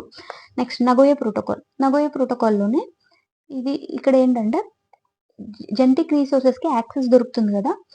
But they will try to fair and equitably share those benefits. By utilising this genetic resource ఏదైనా వ్యాక్సిన్స్ తయారు చేయడం కోసం మెడిసినల్ హెర్బ్స్ కలెక్ట్ చేసుకుంటారు. ఆ జెనెటిక్ రిసోర్సెస్ యూజ్ చేస్తారు. కానీ దాన్ని ఓన్లీ ఆ కంట్రీకి మాత్రమే యూజ్ చేయకుండా fair and equitable sharing of benefits అనమాట. సో కొంత రాయల్టీ అంతా పే చేస్తారు దీనికి. It provides a transparent legal framework for effective implementation. ABS అంటారు దాన్ని. Okay. Access and sharing of benefits. It incentivises conservation of biodiversity by ABS. Okay. And recognises traditional knowledge. Traditional knowledge అంటే ఏం లేదు. ఇప్పుడు అక్కడ ఒకవేళ ట్రైబల్స్ కానీ ఆ మెడిసినల్ హెర్బ్ వాడుతున్నారు అనుకోండి, వాళ్ళకి కొంత నాలెడ్జ్ ఉంటుంది కదా. ఆ ట్రెడిషనల్ నాలెడ్జ్ని కూడా ఇది రికగ్నైజ్ చేస్తుంది. ఇది చాలా important. Okay. Next Kunming Montreal protocol అని ఇంకోటి వచ్చింది. ఇది ఏంటి అంటే కొన్ని 4 long term goals 2050 related to 2050 vision for biodiversity. ఒక 4 గోల్స్ తీసుకొచ్చారు. గోల్ ఏం లేదు, రిసోర్సెస్ని రెస్టోర్ చేయాలని చెప్పి ప్రొటెక్ట్ చేయాలి అని చెప్పేసి గోల్ ఏ ఉంటుంది. గోల్ బిసిడిలో ఏముంటాయంటే బయోడైవర్సిటీ అనేది సస్టైనబుల్గా యూజ్ చేయాలి. ఓకే. సో ఇది దేనికి మెయిన్, జెనెటిక్ డైవర్సిటీని మెయింటైన్ చేయడం కోసం. ఓకే. ఇది వచ్చేసి నేచురల్ ఈకోసిస్టమ్ రెస్టోర్ చేయడానికి. నెక్స్ట్ వచ్చేసి ఇది జెనెటిక్ డైవర్సిటీ మెయింటైన్ చేయడానికి అనమాట. And safeguard. So goal ఏబిసిలో ఇవే ఉంటాయి. మానిటరీ నాన్ మానిటరీ బెనిఫిట్స్ ఇవ్వడం వాళ్ళకి, adequate means of implementation including financial resources, capacity building and technical and scientific cooperation. Next global biodiversity framework fund అనేది same మళ్ళీ GEF చూసుకుంటుంది to support this Kunming declaration. Okay. Next ఇప్పుడు CBD అయిపోయింది. ఇప్పుడు biodiversity conservation గురించి మాట్లాడుతున్నాం. మన ఇండియాలో కొన్ని స్పీషీస్ ప్రాజెక్ట్స్ గురించి అడిగారు. సో అందులో ఫస్ట్ది టైగర్ చూసుకుంటే, సో టైగర్ గురించి ప్రొటెక్ట్ చేయడానికి వచ్చిన ఇనిషియేటివ్స్లో ఇవి ఇంపార్టెంట్. ఒకటి గ్లోబల్ టైగర్ ఇనిషియేటివ్ 2008లో వచ్చిందనమాట. ఏంటి ఇందులో governments, civils, NGOs, conservation communities, private sector అందరూ కలిపి ఉంటారు. ఇది ఒక మేజర్ ఇనిషియేటివ్. 2008లో వరల్డ్ బ్యాంక్ ఇవన్నీ ఈ ఫండ్ అనేది సేవ్ ద టైగర్ ఫండ్, అలాగే ఇంటర్నేషనల్ టైగర్ కోalition ఇవందరూ కలిపి దీన్ని తీసుకొచ్చారనమాట. It is led by 13 tiger range countries. ఇది ఇంపార్టెంట్. తర్వాత వీళ్ళే 2010లో గ్లోబల్ టైగర్ రికవరీ ప్రోగ్రామ్ అనేది తీసుకొచ్చారు. ఏంటి అంటే వి విల్ డబుల్ 2010లో వచ్చింది కదా. So we'll double the tiger population by 2022 అని చెప్పేసి తీసుకొచ్చారనమాట. దీన్ని ఇండియా కూడా అచీవ్ చేసేసింది కూడా. డబుల్ కన్నా ఎక్కువ ఉన్నాయి మన దగ్గర. దీన్నే సెయింట్ పీటర్స్బర్గ్ డిక్లరేషన్ అంటారు. ఒకవేళ ఎగ్జామ్లో అడిగితే it's related to tiger conservation. Okay. Next international big cat alliance. ఇది మనం కొన్ని ఎంసీక్యూస్ షేర్ చేసినప్పుడు ఆల్రెడీ నేను అక్కడ షేర్ చేశాను. 7 బిగ్ క్యాట్స్ అనేవి మీరు చూసుకోండి. ఏంటి లయన్స్, టైగర్స్, అలాగే Puma. Okay. Puma, leopard, cheetah ఇంకా చాలా ఉన్నాయి. So 2023 by India. ఇది 2023లో ఇండియా స్టార్ట్ చేసింది అనమాట. ఇది ఇనిషియేట్ చేసింది. సో ఈ 7 బిగ్ క్యాట్స్ అనేది 5 ఇయర్స్లో తీసుకురావాలని, అలాగే మనం ఫండింగ్ కూడా ఇచ్చాం అనమాట 800 crores. ఓకే. ఇది ఇంపార్టెంట్. నెక్స్ట్ మన ఇండియాలో మరి ప్రాజెక్ట్ టైగర్ ఎప్పుడు వచ్చింది? ఇది ఇంటర్నేషనల్ లెవెల్లో స్టార్ట్ చేసాం. కానీ మన ఇండియాలో ప్రాజెక్ట్ టైగర్ ఎప్పుడు వచ్చింది? 1973లోనే. ఓకే. సో ఇదేంటి టైగర్ దీంట్లోనే ఏంటంటే టైగర్ రిజర్వ్స్ అనేది టూ ఏరియాస్ కింద డివైడ్ చేస్తారు. Core and buffer. కోర్ అనేది హైలీ ప్రొటెక్టెడ్ అనమాట. ఎవ్వరు వెళ్ళలేరు. ఏమై యాక్టివిటీస్ టూరిజం బిల్ లేదా హ్యూమన్ యాక్టివిటీస్ అనేది అగ్రికల్చర్ ప్రాక్టీషనర్ ఇలాంటివి ఏమి ఉండవు అనమాట. ఇన్ వయలేట్ అంటే కంప్లీట్లీ ఐసోలేటెడ్. కానీ ఫారెస్ట్ డ్వెల్లర్స్ రైట్స్ మాత్రం ఇందులో ఏమీ రిస్ట్రిక్ట్ చేయరు. వాళ్ళ యొక్క రొటీన్ వర్క్ అనేది చేసుకోవచ్చు. కలెక్షన్ ఆఫ్ రిసోర్సెస్, ఫారెస్ట్కి వెళ్ళి వుడ్ కలెక్ట్ చేసుకోవడం. ఓకే. ఇది యూజువల్గా ఎవరు నోటిఫై చేస్తారంటే స్టేట్ గవర్నమెంట్ నోటిఫై చేస్తుంది అనమాట. ఓకే. దీనికి ఒక బఫర్ జోన్ ఉంటుంది. బఫర్ జోన్ అనేది కొంచెం అవుటర్ ఏరియా అనమాట. సో ఒకవేళ దీని ఆల్టర్నేటివ్ బౌండరీస్ ఏమైనా షేర్ చేయాలి అనుకుంటే నేషనల్ టైగర్ కన్జర్వేషన్ అథారిటీ అనేది రికమెండ్ చేస్తేనే ఈ స్టేట్ గవర్నమెంట్ అనేది నోటిఫై చేసిన ఏరియాని ఆల్టర్ చేయొచ్చు. సో ఈ ఎన్టీసీఏ హెడ్ ఎవరు? MOEFCC, ministry of environment and forest climate change అనమాట. వైల్డ్ లైఫ్ ప్రొటెక్షన్ యాక్ట్ కింద వస్తుంది బాడీ ఇది. అండ్ అప్రూవ్ చేయాలి. ఎవరు అప్రూవ్ చేయాలి? National board for wild life. దీని హెడ్ ఎవరు? మన ప్రైమ్ మినిస్టర్. ఓకే. ఇవే ఇంపార్టెంట్ మీకు. ఇవి ఓకే. ఈ టాపిక్స్ అనేవి, ఈ ఫ్యాక్ట్స్ అనేవి మీరు ఎట్లానో గుర్తుపెట్టుకోవాలి. నెక్స్ట్ టైగర్ సెన్సెస్ ఎప్పుడు జరుగుతుంది? Every 4 years. ఎవరు చేస్తారు? ఈ ఎన్టీసీఏ తీసుకొస్తుంది అనమాట. Next what is MSTrIPES? MSTrIPES అనేది ఒక టెక్నిక్ అనమాట. స్ట్రైప్స్ అంటాం కదా, అంటే టైగర్స్ కి స్ట్రైప్స్ ఉంటాయి కదా. సో ఈ స్ట్రైప్స్ ద్వారా టైగర్ కౌంటింగ్, పాపులేషన్, వాటిని మానిటర్ చేయడం. ఓకే. ఇది చేస్తుంది అనమాట. దీనికి ఫుల్ ఫామ్ ఒకటి ఇది, బట్ యాక్చువల్గా వర్క్ అయితే ఇదే నేను చెప్పింది. అంటే మానిటర్ చేయడం వాటిని స్ట్రైప్స్ ద్వారా. ఒక ఆ టెక్నాలజీ యూస్ చేసి ఆ స్ట్రైప్స్ ద్వారా ఒక టైగర్ పాపులేషన్ అనేది కౌంటింగ్, అది మళ్ళీ డబుల్ కౌంటింగ్ అవ్వకుండా డిటెక్ట్ చేస్తుంది ఏ టైగర్స్, ఎన్ని టైగర్స్. ఓకే. అది next project project elephant. Next project elephant 1992లో వచ్చింది. ఇది ఎలిఫెంట్ రిలేటెడ్. సో ఇందులో ఏంటంటే దీంట్లో చాలా దీని కింద మళ్ళీ దీని తర్వాత ఎలిఫెంట్ రిలేటెడ్ చాలా ప్రోగ్రామ్స్ వచ్చినాయి. అవన్నీ డీటెయిల్గా వెళ్ళట్లేదు. సింప్లీ ఏంటంటే ఇది ఎలిఫెంట్ కన్జర్వేషన్ కోసం. మనం ఆల్రెడీ ఎన్ని ఎలిఫెంట్ రిజర్వ్స్ ఉన్నాయన్నది చూసాం కదా. ఇట్లాంటి ఫ్యాక్ట్స్ టక్కుని మీకు గుర్తుండాలన్నమాట. సో ప్రాజెక్ట్ ఎలిఫెంట్ 1992లో వచ్చింది. దీనికి రిలేటెడ్ మళ్ళీ ఇంకోటి ఏంటంటే MIKE, monitoring of illegal killing of elephants. Okay, ఇది మైక్ అన్నమాట. దాన్ని మైక్ అంటారు. సో మైక్ స్టార్ట్ చేసింది ఎవరంటే సైట్స్. ఓకే, అలాగే ఇంకొకటి ప్రాజెక్ట్ రీహాబ్. రీహాబ్ అంటే ఏం లేదు, ఒక్కోసారి ట్రైన్ వెళ్తున్నప్పుడు ఎలిఫెంట్స్ అడ్డుగా ఉండి చాలా వరకు చనిపోతాయి అన్నమాట. అందుకని ఏం చేస్తున్నారంటే reducing human attacks using honeybees. ఎట్లా అంటే ట్రైన్ వెళ్తుంది కదా, ఈ రైల్వే ట్రాక్స్ దగ్గర హనీబీస్ అనేవి పెట్టడం స్టార్ట్ చేస్తారు. సో ఈ హనీబీస్ వల్ల ఎలిఫెంట్స్ అనేది రైల్ ట్రాక్స్ దగ్గర రావడం ఆగిపోతుంది. ఓకే, అట్లీస్ట్ వాటిని అలా కన్సిడర్ చేయొచ్చు అనమాట. దాన్ని ప్రాజెక్ట్ రీహాబ్ అంటారు. Next topic project snow leopard. ఇది ఎప్పుడు వచ్చిందంటే 2009. దీనికి రిలేటెడ్ ఇంకో ప్రాజెక్ట్ ఏంటంటే సెక్యూర్ హిమాలయాస్. ఇది సింపుల్ గా అడుగుతారు, సెక్యూర్ హిమాలయాస్ దేని రిలేటెడ్ అని. హిమాలయాస్ ని ప్రొటెక్ట్ చేయడం అంటారు, లేదా అక్కడ ఉన్న ట్రైబ్స్ ని ప్రొటెక్ట్ చేయడం అంటారు. ఓకే, లేదా హంగుల్ అంటారు, ఇంకేదో ఇస్తారు. సో ఇది మనం ఏంటంటే స్నో లెపర్డ్ అని గుర్తుపెట్టుకోవాలి.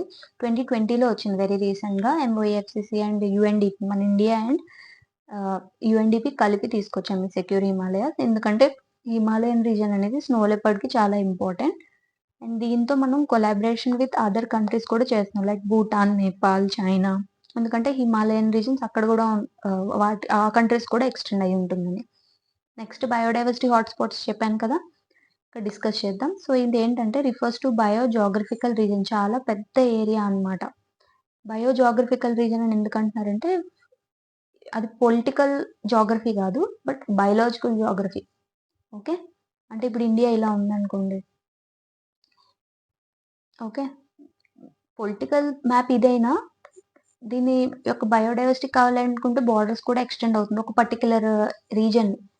ఇదంతా కలిపి bio geographical region that are both a significant reservoir of biodiversity. ఫుల్గా ఉంటుంది ఇక్కడ, but they are under threat because of destruction. Okay, 1988లోని ఈ ఫస్ట్ తీసుకొచ్చింది ఎవరంటే నార్మన్ మేయర్స్. తర్వాత కన్జర్వేషన్ ఇంటర్నేషనల్ అనేది ఈ పర్టికులర్ కాన్సెప్ట్ని అడాప్ట్ చేసుకుంది.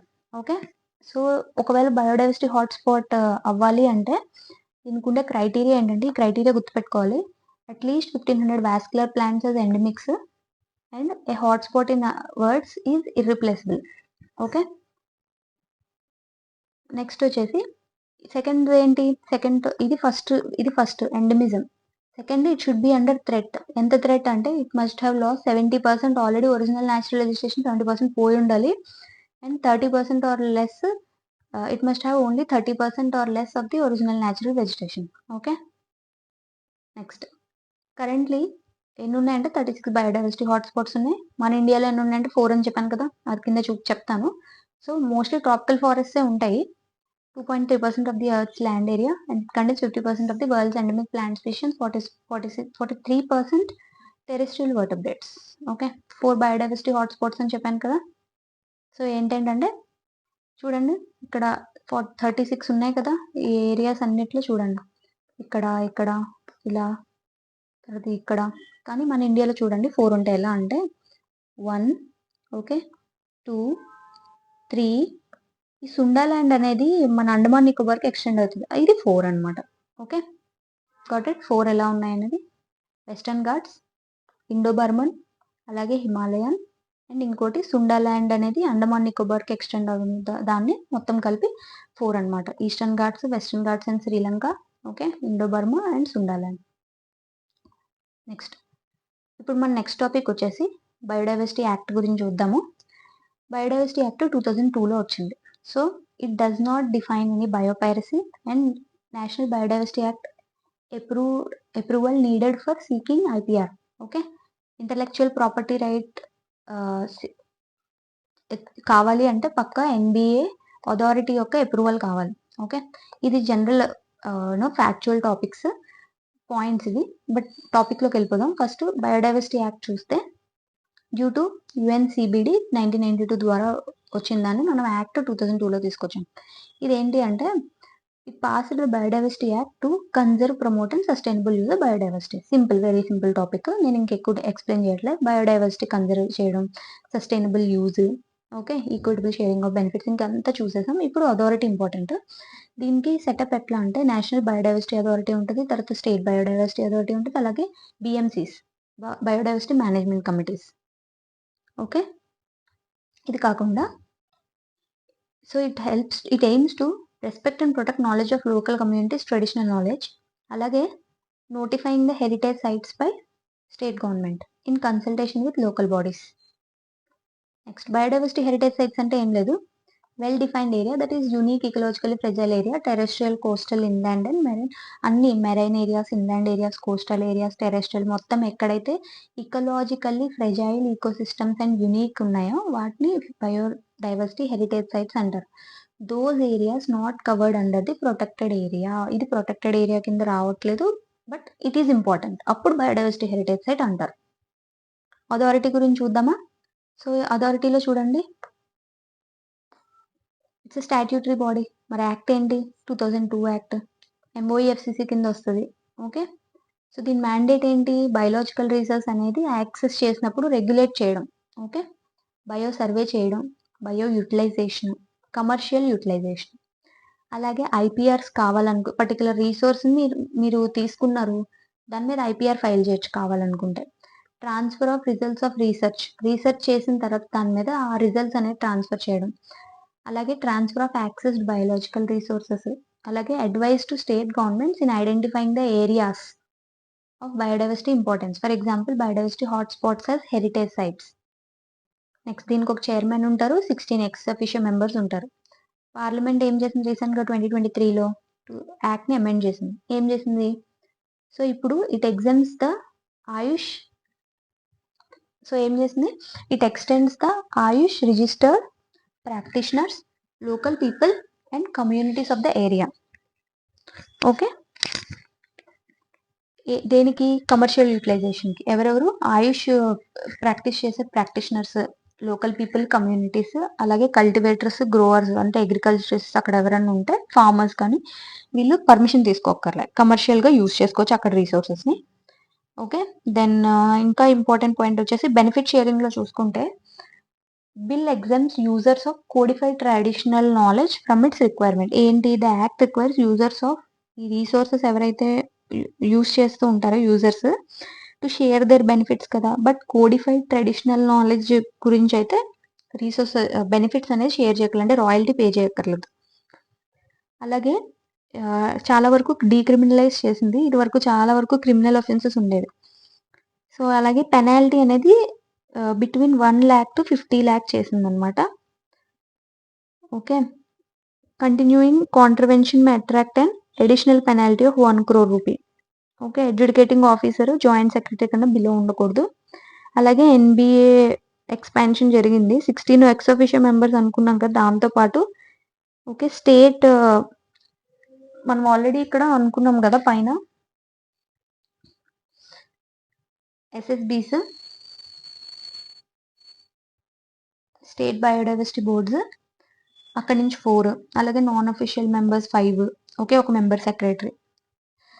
నెక్స్ట్ వచ్చేసి పీపుల్స్ బయోడైవర్సిటీ రిజిస్టర్. ఈ రిజిస్టర్ అని అంటున్నాం కదా, అంటే ఏంటి, డేటా ఉంటుంది ఇందులో. Okay, it's a record of biodiversity, ఎక్కడెక్కడ ఏ రీసెస్ ఉన్నాయి అన్నీ అనేది ఈ రిజిస్టర్లో ఉంటాయి. Okay, preservation of land races, domestic stocks ఏమున్నాయి, breeds of animals, micro organisms. Okay, అలా 2 lakh PBRs ఉన్నాయి బై బయోడైవర్సిటీ మేనేజ్మెంట్ కమిటీ. ఎవరు, ఈ థర్డ్ ఉన్నారు కదా BMCs, వీళ్ళు తయారు చేస్తారు ఈ రిజిస్టర్ని, ఎందుకంటే వాళ్ళే మోస్ట్ లోకలైజ్డ్ అనమాట in different states. There is a plan to up to set up PPR in every village. అదే ప్రతి ఒక్కరికి ఒక రిజిస్టర్. ఇప్పుడు దాకా 2 lakh రిజిస్టర్స్ ఉన్నాయి. BMC కమిటీస్ అంటే లోకల్ లెవెల్లో ఉంటారు, ఆల్మోస్ట్ లోకల్ గవర్నమెంట్స్ చూసుకుంటే 2 lakhs దగ్గరలోనే కదా ఉంటాయి. సో ఎవ్రీ విలేజ్కి తయారు చేద్దామని చూస్తున్నారు under mission lifestyle and environment. Okay, next ఇప్పుడు ఎండేంజర్డ్ స్పీషీస్ గురించి కూడా టాపిక్ ఇచ్చారు కదా, సో దాని గురించి చూద్దాము. ఎండేంజర్డ్ ఏం చెప్పట్లేదు, నేను మోస్ట్లీ క్రిటికలీ ఎండేంజర్డ్ కవర్ చేస్తా. సో క్రిటికలీ ఎండేంజర్డ్లో మోస్ట్ ఇంపార్టెంట్ ఏంటంటే, మీరు ఇవన్నీ చదువుకోండి, నేను ఓన్లీ ఇంపార్టెంట్ పాయింట్అవుట్ చేస్తాను. For example Malabar civet important. Okay, రైనోస్లో 2 టైప్స్, సుమత్రన్ అండ్ జావన్, ఇవి ఎండేంజర్డ్ ఇండియాలో. Namdapha flying squirrel, okay, Asiatic cheetah, ఇది Asiatic cheetah, not the other cheetah, Indian cheetah, ఇది ఏషియాటిక్, ఇరాన్లో ఉంటాయి. ఓకే, ఇంకా ఆఫ్రికన్ చీతా కూడా ఉంటాయి. ఏషియాటిక్ చీతా క్రిటికలీ ఎండేంజర్డ్ ఇరాన్లో. నెక్స్ట్ చైనీస్ ప్యాంగోలిన్, ఓకే, ఇది ఇంపార్టెంట్. చైనీస్ ప్యాంగోలిన్ మన ఇండియాలో క్రిటికల్లీ ఎండేంజర్డ్, చైనాలో అయితే ఇంకా ఆల్మోస్ట్ ఎక్స్టింక్ట్ అయిపోయి ఉంటాయి. Pygmy hog important. Okay, so ఇవి ఇంపార్టెంట్. అండ్ కొన్ని స్పీషీస్ అనేది ఇండియాలో ఎక్స్టింక్ట్ అయిపోయాయి. Cheetah, Sumatran rhino, okay, pink headed duck, Himalayan quail, ఇవి గుర్తుపెట్టుకోండి. నెక్స్ట్ ఇప్పుడు సైట్స్ చూద్దాము. సైట్స్ ఇందాక అనుకున్నాం కదా, ట్రేడ్ చేసినప్పుడు, phone are floor of trading చేస్తున్నప్పుడు స్పెషల్లీ ఎండేంజర్డ్ స్పీషీస్, దాన్ని రెగ్యులేట్ చేయడం కోసం కన్వెన్షన్ సైన్ చేశాం. It is an international agreement between governments that AIIMS to ensure trade in wild animals and plants. It should not threaten these endangered species. ఇప్పుడు 1976లో sign చేసి 75లో ఫోర్స్లోకి వచ్చింది. 184 members, okay, and trade is regulated in more than 38,000 species. So ఇదంతా అవసరం లేదు. It is legally binding. In other words, they have to implement the convention. It does not take place of national laws.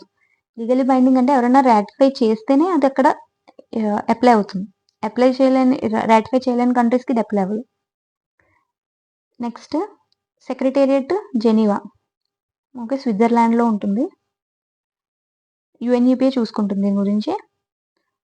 Next వీళ్ళు ఏంటంటే every 2 to 3 years meet అవుతారనమాట. Meet అయ్యి ఏ species ఏ category కింద రావాలని చూసుకుంటారు. ఏంటి, అపెండిక్స్ 1, అపెండిక్స్ 2, అపెండిక్స్ 3 అని ఉంటాయి 3 కేటగిరీస్. ఏంటంటే almost species threatened with extinction, అందుకే గ్రేటర్ లెవెల్ ఆఫ్ ప్రొటెక్షన్ ఉంటుంది అపెండిక్స్ 1లో. ఆల్మోస్ట్ దీని కమర్షియల్ ట్రేడ్ అనేది ప్రాహిబిట్, ఎవరు కొనుక్కోలేరు అలాంటి ట్రేడ్ వీటిని. ఓకే, నెక్స్ట్ అపెండిక్స్ 2లో species that are not currently threatened with extinction but may become so without trade, కానీ దీనికి కొంచెం రెగ్యులేషన్ కావాలి. Regulated trade is allowed if the exporting country issues a permit based on findings. Okay, appendix 3, for which a country has asked other sites parties to help control international trade. Particular species మాత్రమే ఏదైనా country request చేస్తే, okay, sites అనేది దాన్ని control చేస్తుంది అనమాట. Trade in apex 3 is regulated using sites. Export permits ఉంటే ఆ particular species మాత్రమే. ఓకే, ఆల్ ఓవర్ అది ఎండేంజర్డ్ కాదు, పర్టికులర్ కంట్రీస్లో ఎండేంజర్ అయి ఉంటాయి. ఎక్స్పోర్ట్ పర్మిట్స్ ఉంటేనే ట్రేడింగ్ అవుతుంది. Okay, next certificates of origin కూడా ఉండాలి. Countries May list species for which they have domestic regulation in appendix 3 at any time. ఏదైనా కంట్రీ, మన ఇండియాలో ఏదైనా పర్టికులర్ స్పీషీస్ ఎండేంజర్ అయి ఉంటే మన సైట్స్ దగ్గరికి వెళ్ళి దీన్ని రెగ్యులేట్ చేయండి ట్రేడింగ్కి అని చెప్పేసి చెప్తారు. నెక్స్ట్ మైక్, ఆల్రెడీ ఇందాక చూసాం కదా, ఇది కూడా సైట్స్ కిందే వస్తుంది, అందుకని ఇక్కడ రాశాను మళ్ళీ గుర్తు చేయడం కోసం. ఎలిఫెంట్స్కి రిలేటెడ్. ఓకే, రీసెంట్గా సైట్స్ ప్రోగ్రామ్ ఎక్కడైనా 2022లో జరిగింది అయితే పనామా సిటీలో జరిగింది. ఇది గుర్తుపెట్టుకోండి లాస్ట్గా, ఎందుకంటే 2 to 3 years అన్నాం కదా. లేటెస్ట్గా జరిగింది అయితే 2022లో. Next COP19 is also known as world wildlife conference. Shisham and sea cucumber అనేది అపెండిక్స్ 2లో ఇంక్లూడ్ చేసాం మనం. ఓకే, అంటే ఏంటి, regulations are needed. Shisham and sea cucumber కొంచెం ఈజ్ చేయడం కోసం ఇది ట్రేడ్. ఇది వరకు ఇంకా హైలీ ప్రొటెక్టెడ్ ఉండేది, ఇప్పుడు కొంచెం ఈజ్ చేయడం వల్ల ట్రేడింగ్ అనేది రెగ్యులేటెడ్ మేనర్లో జరుగుతుంది. Next topic solid waste. ఈ టాపిక్లో ఏంటంటే solid waste classification, methods of disposal చూద్దాం. బేస్డ్ ఆన్ సోర్స్, ఈ సాలిడ్ వేస్ట్ అనేది సోర్స్ బట్టి ఎక్కడి నుంచి వస్తాయి, రెసిడెన్సెస్ నుంచి వస్తాయి, కమర్షియల్ అంటే షాపింగ్ మాల్స్, ఫ్యాక్టరీస్, ఇవన్నీ ఇండస్ట్రీస్, ఇంకోటి అగ్రికల్చర్ నుంచి. ఓకే, రెసిడెన్షియల్ అంటే తెలుసు కదా, ఫుడ్ వేస్ట్ ఇట్లాంటిది. కమర్షియల్ అంటే mostly metal components, chemicals, okay, అట్లాంటి. అగ్రికల్చర్ అంటే మోస్ట్లీ వేస్ట్ ఫుడ్, యూనో చెట్లు, మొక్కలు ఇట్లాంటి వేస్ట్ అన్నీ ఇక్కడ నుంచి ప్రొడ్యూస్ అవుతాయి. Perishable goods. నెక్స్ట్ వచ్చేసి కంటెంట్ ప్రకారం అయితే ఎంత solid waste, organic, plastic, metallic. ఇది నేను చెప్పక్కర్లేదు, మీ సెల్ఫ్ ఎక్స్ప్లెనేటరీ. ప్లాస్టిక్ అనేది నాన్ బయోడిగ్రేడబుల్, ఇది బయోడిగ్రేడబుల్ ఆర్గానిక్ అయితే. మెటాలిక్ అయితే ఆల్మోస్ట్ కార్సినోజెనిక్, ఇంకా డేంజరస్. నెక్స్ట్ హజార్డస్ పొటెన్షియల్ ఉంటే ఎలా అంటే టాక్సిక్ వేస్ట్, ఫ్లేమబుల్. టాక్సిక్ అంటే maybe by inhaling them or touching them expose అవ్వడం. ఫ్లేమబుల్ అంటే దీనివల్ల ఫైర్ ప్రొడ్యూస్ అవుతుంది. ఓకే. సో ఇంకోటి ఏంటంటే municipal solid waste, hazardous waste, biomedical waste. పేరులోనే ఉంది మళ్ళీ మున్సిపల్ సాలిడ్ వేస్ట్ అంటే సిటీస్లో మనం రెగ్యులర్గా house activities, day to day activities జరిగింది మున్సిపల్ వేస్ట్. హజార్డస్ వేస్ట్ అంటే ఇండస్ట్రీస్ కెమికల్స్ కైండ్ ఆఫ్ వస్తూ ఉంటాయి, మెటల్స్, హెవీ మెటల్స్ ఇట్లాంటి. బయోమెడికల్ అంటే హాస్పిటల్స్ ఇట్లాంటి వాటి నుంచి మనం యూజ్ చేసే కాటన్, బ్లడ్ లేదా ఆర్గన్స్, వేస్ట్ ఆర్గన్స్ సర్జరీ చేసిన తర్వాత. WHO 8 కేటగిరీస్ కింద బయోమెడికల్ డివైడ్ చేసింది. For example radio active waste, okay, pathological waste, chemical waste, ఇంకా చాలా ఉంటాయి. అట్లీస్ట్ 8 కేటగిరీస్ అని గుర్తుపెట్టుకోండి. నెక్స్ట్ మెథడ్స్ ఆఫ్ డిస్పోజల్ చూసుకుంటే కొన్ని ఇంపార్టెంట్ ఏంటంటే open dumping, land fill, sanitary land filling. Open dumping లో ఏం లేదు, ఎక్కడ పడితే అక్కడ ఓపెన్ గా చెత్త పారేయడం. మనం రోడ్డు మీద చూస్తాం కదా, ఇది one of the biggest problem. అసలు చాలా లార్జ్ ఏరియాస్ లో ఎక్కడెక్కడ పడేస్తూ ఉంటారు. ల్యాండ్ ఫిల్స్ అంటే ఏం లేదు, గొయ్యి తవ్వి దీంట్లో ఫిల్ చేస్తారు చెత్తను, అది డిగ్రేడ్ అవుతుంది కదా. కానీ దీనివల్ల చాలా ప్రాబ్లం ఏంటంటే ఒక్కోసారి కింద water bodies, near by water bodies ఉన్నాయనుకోండి, ఇటు నుంచి లీచింగ్ అవుతూ ఉంటుంది. ఏది కొన్ని లిక్విడ్స్, మెటల్స్ లేదా ఏదన్నా కెమికల్స్ స్లోగా అది కిందకే కదా లీక్ అవుతుంది. వాటర్, దీని నుంచి వాటర్ వస్తూ ఉంటాయి బయటికి, వేస్ట్ వాటర్. అవంతా నియర్ బై ఏరియాస్ లో పొల్యూట్ అయిపోతూ ఉంటుంది. అన్నిటికన్నా బెస్ట్ ఏంటంటే sanitary land fill but sanitary వేలో చేస్తారు. ఎట్లా అంటే ఈ డయాగ్రామ్ చూడండి, కింద వాటర్ బాడీ ఉందనుకోండి, ఇక్కడ తవ్వి ఒక వాటర్ ప్రూఫ్ లేయర్ తీసుకొస్తాం ఇక్కడ. దీనివల్ల ఏంటంటే ఈ లీచింగ్ అనేది గ్రౌండ్ లెవెల్లోకి వెళ్లకుండా ఇక్కడే ఆగిపోతుంది. అండ్ ఇక్కడ ఒక ట్యాప్ పెట్టి పైప్ ద్వారా ఈ ఎక్స్ట్రాక్ట్ ఏదైతే ఉందో దాన్ని లాగేస్తాం, ఆ లీచబుల్ లిక్విడ్ ని. ఈ ఫిల్ చేసిన తర్వాత ఇది లేయర్ బై లేయర్స్ ఉంటుంది. ఎట్లా అంటే సాయిల్ వేస్ట్ ఇట్లా ఫిల్ చేస్తాం. సో దీనివల్ల బయోడిగ్రేడబుల్ ఏమైనా ఉంటే అవన్నీ అయిపోతాయి అనమాట, ఈజీగా సాయిల్లో కలిసిపోతాయి. మోస్ట్ డిజైరబుల్ ఇది. ఒకసారి కొన్ని ఇయర్స్ అయిన తర్వాత వీటి మీద పార్క్స్ లేకపోతే ఇంకేవో కన్స్ట్రక్ట్ చేసేస్తారు అనమాట. ఓకే. నెక్స్ట్ స్టెప్స్ ఎట్లా అంటే ఫస్ట్ మేనేజ్మెంట్ ఎలా చేయాలంటే ఫస్ట్ అసలు వేస్ట్ మినిమైజ్ చేయాలి. అంటే ఏంటి, అసలు వేస్ట్ ప్రొడక్షన్ తగ్గించాలి. ఏంటి, మనం ప్రతిదీ ఫుడ్ వేస్ట్ చేస్తాం, ఊరికే ఎక్కువ బట్టలు కొనేసి వేస్ట్ చేస్తాం, దాన్ని పారేస్తాం, ఎక్కువ గ్యాడ్జెట్స్ కొనుక్కోవడం. ఓకే, అట్లా మినిమైజ్ వేస్ట్. తర్వాత వేస్ట్ ప్రొడ్యూస్ అయ్యాక దాన్ని సెగ్రిగేట్ చేయాలి, ఇష్టం వచ్చినట్టు పడేయకుండా సెగ్రిగేట్ చేయాలి. మనం అన్ని చెత్తబుట్టలోనే పడేస్తాం, ఒకటే డస్ట్బిన్. కానీ యాక్చువల్గా అయితే అలా చేయకూడదు. డ్రై వేస్ట్ వెట్ అని, లేదా బయోడిగ్రేడబుల్, నాన్ బయోడిగ్రేడబుల్, ప్లాస్టిక్ అన్ని ఒక దాంట్లో వేయడం. ఓకే, మనం ముచ్చు కవర్లు, చిప్స్ ప్యాకెట్ కవర్స్ ఇవన్నీ తీసుకుంటే అవన్నీ నాన్ బయోడిగ్రేడబుల్ అనమాట. నెక్స్ట్ హజార్డస్ అలాగే నాన్ హజార్డస్ అని కొన్ని ఉంటాయి, ఇవి కొన్ని ట్రీట్ చేయాల్సింది అనమాట. నెక్స్ట్ ఇంకొన్ని మెథడ్స్ ఆఫ్ డిస్పోజబుల్ ఏంటంటే ట్రీటింగ్ దిస్ సాలిడ్ వేస్ట్ ఏంటంటే ఇన్సినరేషన్ ప్లాంట్స్. ఓకే, ఈ ల్యాండ్ ఫిల్స్ ఇవన్నీ కాకుండా ఇన్సినరేషన్ ప్లాంట్స్, తర్వాత పైరాలసిస్, తర్వాత కంపోస్టింగ్, ఇవి ఇంపార్టెంట్. ఇన్సినరేషన్ ప్లాంట్స్ అంటే ఏం లేదు, పెద్ద పెద్ద ఫ్యాక్టరీస్లో ఉండి ప్లాంట్ ఉంటుంది. ఇందులో ఏం చేస్తాం అంటే బర్నింగ్ చేస్తాం ప్లాంట్లో, పైన ఓపెన్ బర్నింగ్ కాదు, ఇన్సినరేషన్ ప్లాంట్లో బర్న్ చేస్తాం. ఇదేంటంటే హజార్డస్ సబ్స్టెన్సెస్ ఏవైతే ఉన్నాయో అవన్నీ బ్రేక్ చేసేస్తూ ఉంటుంది. దీని నుంచి కొంత హీట్ ప్రొడ్యూస్ అవుతుంది కదా, ఈ హీట్ ప్రొడక్షన్ అనేది మనం ఎలక్ట్రిసిటీ ప్రొడ్యూస్ చేయడానికి యూజ్ చేయొచ్చు. ఎలా అంటే దీన్ని వేస్ట్ టు ఎనర్జీ ప్లాంట్స్ అంటారు. ఈ హీట్ని వాటర్ని హీట్ చేయడానికి యూజ్ అవుతుంది. దానివల్ల ప్రొడ్యూస్ అయ్యే స్టీమ్ టర్బైన్స్ని రొటేట్ చేయడం వల్ల ఎలక్ట్రిసిటీ ప్రొడక్షన్ యూజ్ అవుతుంది. కానీ దీంట్లో కూడా కొన్ని ప్రాబ్లమ్స్ ఉంటాయి. ఏంటి, మీరు కాల్ చేసినప్పుడు బర్నింగ్ చేస్తే ఏమవుద్ది, దాంట్లో బూడిద మిగులుద్ది. ఆ బూడిద ఏం చేయాలి? నెక్స్ట్ టాక్సిక్ గ్యాసెస్ కూడా ఒకసారి రిలీజ్ అవుతాయి. ఎందుకంటే కెమికల్స్ బ్రేక్ డౌన్ అయిన తర్వాత అవి టోటల్గా బ్రేక్ అయిపోవు కదా, దానివల్ల టాక్సిక్ గ్యాసెస్ లైక్ డయాక్సిన్స్, ప్యూరాన్స్ కూడా వస్తాయి. స్కిన్ డిసీజెస్ రావచ్చు అక్కడ ఎక్స్పోజ్ అయ్యి ఉంటాయి ఎవరైతే వర్క్ చేస్తున్నారో అక్కడ. హెవీ మెటల్స్ కూడా చాలా ప్రాబ్లమాటిక్, కార్సినోజెనిక్. ఓకే, ఇంకోటి ఏంటంటే పైరాలసిస్ మెథడ్ ఉంది. పైరాలసిస్ మెథడ్ అంటే సేమ్ హీటింగే బట్ వితౌట్ ఆక్సిజన్. అంటే గాలి బూడిద చేసేయకుండా ఒక దీని నుంచి ఒక కాంపౌండ్ బయటకొస్తది. ఇక్కడేంటి బూడిదే మిగులుద్ది లాస్ట్‌కి. కానీ ఇక్కడేంటి ఆహ్, ఒక స్టేబుల్ కాంపౌండ్ అనేది ఫార్మ్ అవుతుంది. ఈ వేస్ట్‌ని మళ్ళీ వేరేగా యూజ్ చేయొచ్చు. ఎట్లా చెప్తాను. సో, హీట్ చేస్తాము. ఆక్సిజన్ లేకుండా హీట్ చేయడం వల్ల ఏమవుతుందంటే మునిసిపల్ సాలిడ్ వేస్ట్ అనేది ఒక బయోలాజికల్లీ కెమికల్ స్టేబుల్ వేస్ట్ కింద ప్రొడ్యూస్ అవుతది. ఓకే. ఈ వేస్ట్ అనేది మళ్ళీ యూజ్ చేయొచ్చు వేరేగా. ఓకే.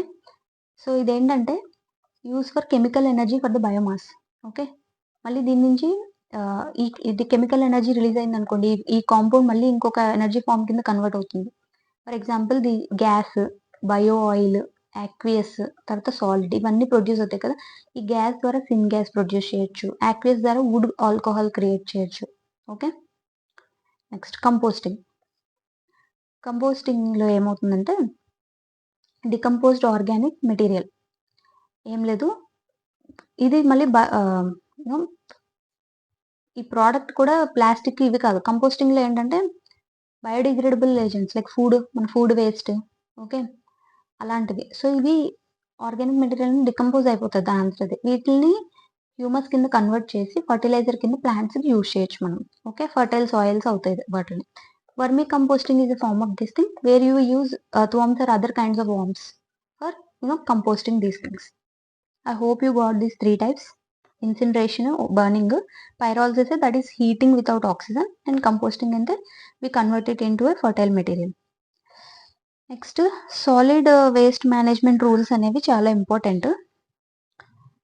2016లో ఇవి రూల్స్ వచ్చినాయి. సో, సాలిడ్ వేస్ట్ అనేది వీళ్ళు ఎట్లా చేశారంటే ఇందాక ఆల్రెడీ చూసాం కదా! ప్లాస్టిక్ వేస్ట్, బయోమెడికల్ వేస్ట్, ఈ వేస్ట్ ఇంకా చాలా ఉన్నాయి. బట్ 2016లో ఇంక్లూడ్ చేసినవి ఇవి కూడా ఉన్నాయి. ఓకే. ఇదొక కేటగిరీస్ ఆఫ్ సాలిడ్ వేస్ట్. ఈ waste, biomedical waste and plastic waste. ఇప్పుడు it is going to be applicable for certain areas. Municipal areas, urban areas, census towns, almost ఎస్ఈజెడ్స్, హిస్టారికల్ ప్లేసెస్, పిల్గ్రిమేజెస్.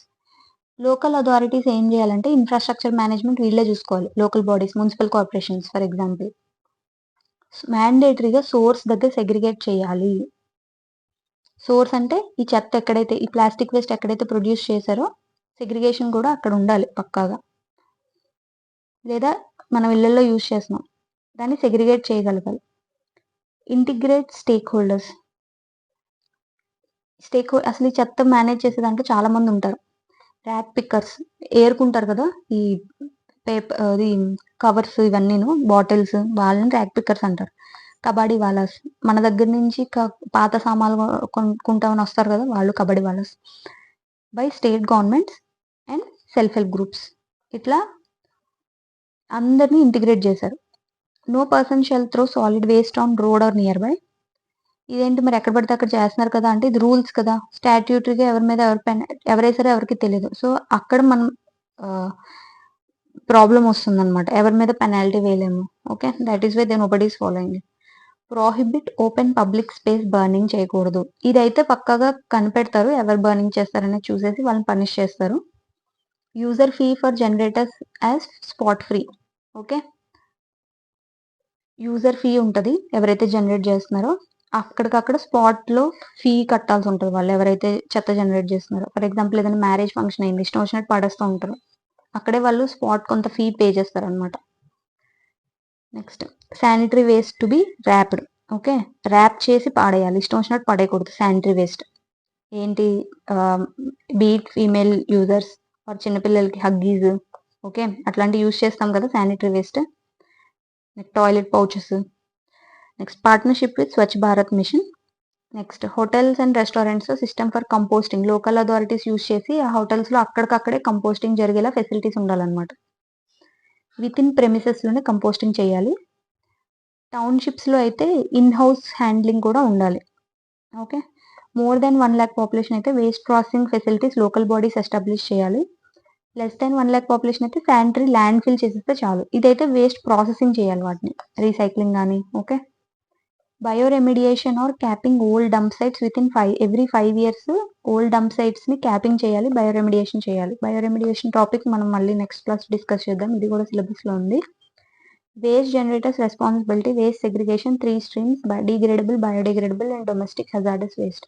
ఇది గుర్తుపెట్టుకోండి. 3 స్ట్రీమ్స్‌లో మనం చేయాలి. మీకు నచ్చినట్టు కాకుండా ఈ రూల్ ప్రకారం ఏంటి అనేది 3 గుర్తుపెట్టుకోండి. Degradable, biodegradable, hazardous. Okay. Event organisers కూడా కొన్ని డ్యూటీస్ ఉంటాయి. ఫంక్షన్స్ చేసేవాళ్ళు వాళ్ళకి డ్యూటీస్ ఉంటాయి. ఏది చెత్త సెగ్రిగేషన్ కానీ ఇవన్నీ కానీ.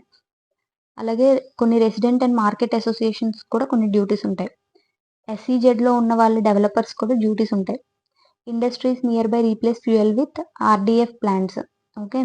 ఇదేం లేదు, ఆర్డీఎఫ్ ప్లాంట్స్ అంటే ఈ సాలిడ్ వేస్ట్ని రీయూస్కి రీసైక్లింగ్ చేయడానికి అనమాట. ఓకే. నెక్స్ట్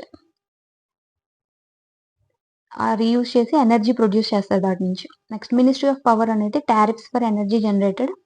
ఈ ఎనర్జీ ప్రొడ్యూస్ అయిన దాన్ని వాటికి ఎలా అమ్మాలి ఆ ఎనర్జీ అనే దానికి టారిఫ్స్ మినిస్ట్రీ ఆఫ్ పవర్ చూసుకుంది. Ministry of new and renewable energy ఏం చేస్తుందంటే ఆ ఎనర్జీ ప్రొడ్యూస్ చేయడానికి ఇన్ఫ్రాస్ట్రక్చర్ రెన్యూబుల్ ఎనర్జీ కింద కన్సిడర్ చేసి ఆ ఇన్ఫ్రాస్ట్రక్చర్ క్రియేట్ చేస్తుంది. Other duties of ministry of urban development and ministry of chemical fertiliser వీళ్ళు ఏం చేస్తారంటే co-marketing of compost, 3 to 4 bags of compost for every 6 to 7 bags of fertilizers. Okay. Marketing చేయడం కోసం composting చేసిందని. Next ministry of agriculture ఏం చేస్తుందంటే shell is use of the compost and quality assurance కూడా చేస్తుంది. టారిఫ్ ఫిక్స్ చేస్తుంది ministry of power, discuss చేసాం కదా. Ministry of new same waste to energy infrastructure create చేస్తుంది.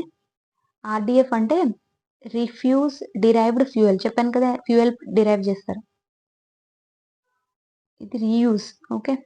This fuel is produced from combustible components that the industry calls municipal solid waste. ఇందాక పైన చూసాం కదా ఎనర్జీ ప్రొడ్యూస్ చేస్తున్నామని చెప్పేసి, అవి.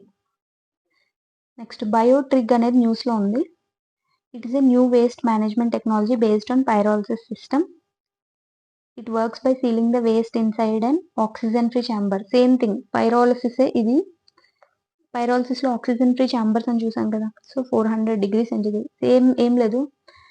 సో ఇదొక టెక్నాలజీ అనమాట. సేమ్ బయోట్రిక్ దేనికి రిలేటెడ్ అంటే పైరాలసిస్ రిలేటెడ్ అంతే, ఇంతకు మించి దీంట్లో ఎక్కువ డీప్గా వెళ్ళక్కర్లేదు. సో ఇది ఈరోజు టాపిక్. ఇంకా లాస్ట్లో ఆల్రెడీ మనం బయోస్పియర్ రిజర్వ్స్ చూసిందే, సేమ్ ఇక్కడ మ్యాపింగ్లో చూపించాను. I hope you got this class. ఇది చాలా ప్రొడక్టివ్ క్లాస్ అని అనుకుంటున్నా. Okay. I tried my best to cover as much as possible in this video. మీరు కూడా కొంచెం బాగా రివైజ్ చేస్తూ ఉండండి. వీడియోని 1-2 times చూస్తే మీకు రివిజన్ అయిపోతుంది. I hope you like this class. ఒకవేళ నిజంగా మీకు నచ్చినట్టయితే ఈ క్లాసు లైక్ చేయండి, అలాగే సబ్స్క్రైబ్ చేసి మీ ఫ్రెండ్స్కి కూడా షేర్ చేయండి. Because they will also be able to cover this syllabus as fast as possible. Okay. Thank you. మళ్ళీ నెక్స్ట్ వీడియోలో కలుద్దాం. Thank you.